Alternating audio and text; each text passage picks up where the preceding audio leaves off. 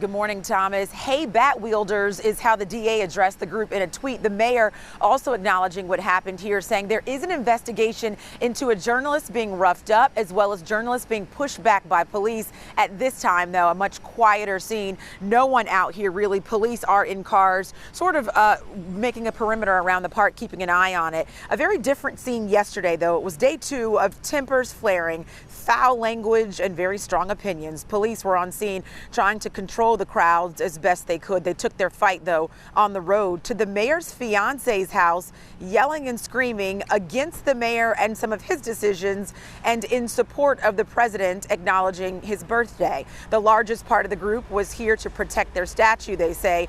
A statue of Christopher Columbus and other controversial historical figures have been coming down in cities all over the country in the wake of George Floyd's death. I can't breathe. I can't breathe. We refuse to let our statue be taken by looters. If they want to take the statue, which we are against, do it the right way. You go and you break stuff, you loot, you destroy, and then people give you what you want. That's terrorism. This is not what America's supposed to be about. We're not supposed to give in to terror. And so that group believed that, and that's why they stayed here on scene well into the night until finally that scene was cleared. 2 arrests happened yesterday for disorderly conduct. But as of now, the city says they have no plans to remove that statue. So we'll see if that group returns here, Thomas, for day 3 of protesting. We will see what the day brings, as you mentioned, Lauren Johnson. Lauren, thank you.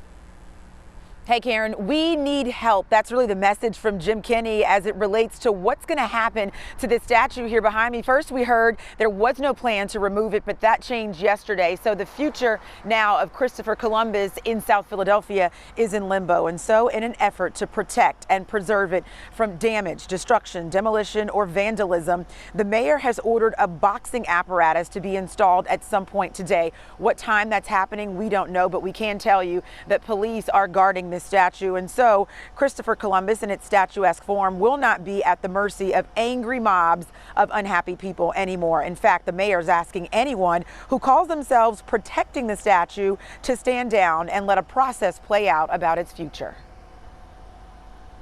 Black lives matter. You're wrong. Black lives matter. Help me! Help me! But he's got to move. No, help me! Get over it. We're here. This is what we stand for right now. We protect ours. Everything else is out the window. And that's just one opinion, but there are many more, and the mayor acknowledges that, saying as more opinions emerge, we must consider how we honor individuals whose likeness has been enshrined in monuments. So he's asking the Philadelphia Art Commission for a public process for the possible removal. How that looks, we don't yet know. Since Saturday, though, this site has been the scene where bat-wielding men with flared tempers showed up to voice their concerns, causing some conflicts with those on the other side of history who want that statue to come down. So we will have to see what that process entails, how the Art Commission comes to make their final decision, and what's going to happen in the future of this statue in South Philadelphia. But the mayor did say he needs their help because he believes this should be a public process that plays out, Thomas and Karen. Hey, good morning, Mike. Yeah, if you're familiar with the area, Whole Foods right there up the hill. We're on the corner of 22nd and the Parkway. The signs are hung, housing now, Black Lives Matter. With the help of the Workers' Revolutionary Collective, this group gathered here is demanding change. And to get the attention of those who can make that change happen, maybe ask for a seat at the table, they've set up shop right here along the Parkway. So what do they want exactly? Long-term housing options for the homeless. And until that happens, to stop those encampments from being cleared out. Also, they say police-free zones at the homeless encampments because those people are simply trying to find and make a way to live, and appropriate handling of officers who mistreat the homeless. Their action prompted by the Black Lives Matter protest that popped up in Philadelphia and across the country in the wake of the death of George Floyd. In my eyes, a lot of us is supporting each other, coming together, making sure it's clean out here, making sure, everybody eat, making sure supplies is put up. So it's going well. The city says about 5,700 people are considered to be homeless in our city, which includes about 950 who are unsheltered. They go on to say Philadelphia has the lowest number of street homeless per capita of any of the largest cities in the U.S., but could that number and community grow with so many people out of work and evictions expected to rise to record numbers because of the coronavirus crisis? The city is now aware of this new community here. They acknowledge this could pose a threat to the public and the health of those involved in this area because of the coronavirus pandemic. A spokesperson says they are considering options to meet with this group and try to find some long-term resolutions. So we'll have to wait and see if and when that happens. Mike and Alex. Hi guys, sorry. Having a conversation with Lydia and Margot. It's the first day the park's been open since March 16th. They're going to check it out and see if the slide's open. We're going to show you all about it coming up. Hi, Lauren. Well, it officially opens at 10 a.m., but Mike, new rules at the playground. You have to sign in, get your temperature checked, you know, get a pump of hand sanitizer. It's a little different experience, but the kids are going to manage. We'll talk about it coming up.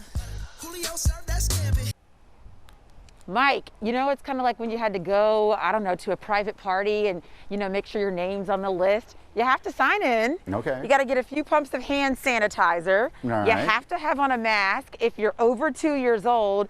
And then you just come have fun. Zoe, good morning to you. Good morning, how are you? I'm so excited. All the kids are all smiles. Yes. It's been since March 16th. March 16th. Yes, That was the day you guys had to close down. And so kids are welcome back. The weather's amazing. I just talked about a few of the changes. It's going to be a different experience, but you guys are ready for it. We're ready for it, and the great thing is Smith is such a great space that we have so much space for children and families to run around and still keep up the appropriate social distancing. But we are requiring temperature checks and for families to come in, and we have hand sanitizer and increased cleaning throughout the playground. I know when I first got here, I had never been here before. I've lived in Philadelphia almost 6 years. And two cute little sisters were like, "You've never seen the wooden slide?" I know. Kind of talk to families maybe who are like me and who've never been here about what this experience is like for kids. So the giant wooden the playground was built in 1899, believe it or not, and we've been completely racially integrated and co-ed since that time, so it's really cool. The giant wooden slide is one of the original pieces of play equipment. It was built in 1905, and it's all the original wood. It's a wax slide, kind of looks like a bowling alley, and you take a sack and you slide down it, and it's such a good time. It's about 40 feet long. What do you think this is going to mean for families who have been stuck inside? I mean, for so long, Zoe, you're a mom, you get it. Yeah. You know the struggle. How exciting is this going to be? Super exciting. I mean, I know like it's been tough to get children outside, particularly younger children, keeping them physically active. And like I said, we have such a great space. It's 6.5 acres. So we just really are confident that families will be able to enjoy themselves, and along with our increased cleaning and keeping a certain number of people on the playground, that everyone can just feel comfortable and safe. I know Jared is being adventurous walking backwards, but we have our drone up also. The picnic area in the front, you guys have sort of circled off places to help families with distance up there as well, right? Yeah, so that's something new. It's completely free to use. It's just open to the community. Because in addition to the playground, we just want families to be able to come out, enjoy nature, get a little break from their day-to-day, and we really just want to be a place for healing. I love that. And outdoor is such a good place for healing. So this is the famous slide all the kids were excited about. Exactly. So it's waxed wood. You'll see some families come up in a second. They're walking up to the top.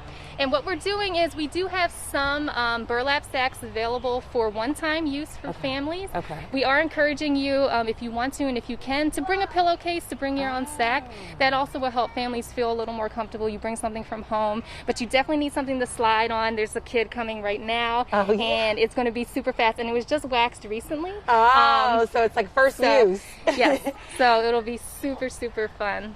This looks like something that's totally what the kids need. Look, your daughter's like, "Mommy, can I come?"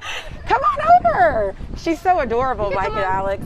You have to see her, but she's just exploring the playground like everyone else because it's their first day back sort of outside, really getting a chance to be in touch with nature. Absolutely, absolutely. So we have the mask if you're over 2 years old, right? We're saying 2 and older as per CDC guidelines. Yeah. So we are requiring those. Yes. Okay, gotcha. Kaya, hi. Can you say hi? Scary. Say hi. Is it a little scary? Say hi. Can you wave? Can you say hi to Mike and Alex? I want my mommy. Okay, girls, you've been here for how long now? I guess it's been like 30 minutes. How was it? It was good. Now, have you gotten used to playing outside with your mask on? A little bit. It's kind of different, right? Yeah. Do you have to keep tugging on it? Yes, a little bit. A little bit. Did you do the slide yet? No. But so that's what you've been looking forward to, right? Yeah. All right, well, go grab your bags and have tons of fun. Okay. Thanks for being such good TV models. All right, Zoe, so the big party at the park starts at what time today? 10 a.m., 10 yeah. to 4. We're open Tuesday through Sunday. Oh, we're counting down. You guys are ready? Yeah, we're pretty much there already. Yeah. All right. Well, some sneak peeks, Mike and Alex, but look, the park is open for business and kids are ready to play. Yeah, Karen, it needs some explaining because it all started over the weekend. Here we are Wednesday. It's still kind of going on. The barricades also still up since the weekend. And now take a look over in the distance. The boards up also blocking anyone from seeing Columbus on Broad. The mayor's move was made to buy some time on its future. Should it stay or should it go? The conversation born from a movement that started here on Saturday when people who are proud to call South Philadelphia home showed up here to protect the statue. The threat of it being moved or vandalized brought them out, but it wasn't all peace and quiet. Voices were raised, people became angry, and even police seemed to find their way into some questionable situations. One of those moments caught on camera when Police Captain Lou Campione approached a journalist about moving back away from his post, trying to cover the clashes as a reporter. Now, he's been reassigned and the neighborhood is really responding.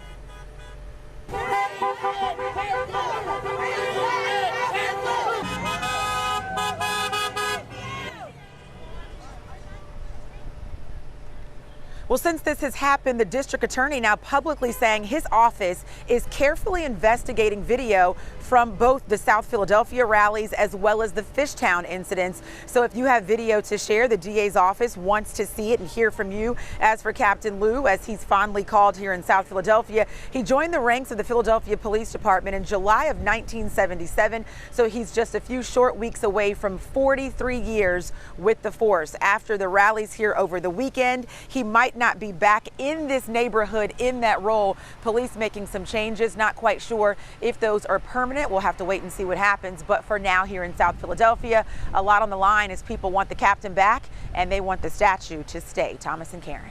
That's right. Hey, Mike. So there's two separate issues that are sort of brewing here in South Philadelphia. Let's start with the first one. That's the statue that you mentioned. You can see it now in its new form.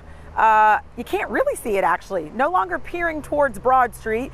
At the mayor's request, it's now hidden behind wood until further notice. The mayor making that announcement on Monday. He wants to wait and see what a public process might reveal about what should happen with that statue. And so that's what started all of these clashes here over the weekend. It was on Saturday. We had word that people were gathering down here. A group who did not want that statue moved, to be touched or vandalized, showed up to protect it. Things got a little heated, and now Police Captain Lou Campione has been reassigned out of this area after he was seen on video approaching a journalist about covering these clashes. In essence, he was making it tough for that journalist to get his job done. Many in this neighborhood, though, were back out here yesterday fighting for their captain back and fighting for their neighborhood. I live in South Philly. I live in South Philly. I pay taxes. We're protesting for better community. So the FOP responded to the reassignment. Part of their statement reads, the mayor and police leadership are more concerned with appeasing the anarchist mobs descending upon our city and are less concerned about our citizens, our neighborhoods, and the overall public safety of our great city. The clashes over Columbus, a very controversial historical figure, have happened not just in our city, but all across the country. Many monuments are now coming down for their troubled past in the wake of George Floyd's death, with leaders trying to sort of right the wrongs in our country's history books. But some preservationists are saying it's history, it's part of this country, don't erase it, and they want it to stay. For now, at least at this one, the public will get to weigh in with the Art Commission in charge of leading that discussion and trying to help determine where this statue could go from here. So will it go or will it stay? We don't know. And that same question about Captain Campione. Mike and Alex. Okay. We'll watch it all day long and into the evening. 8:05 now. Thanks, Lauren.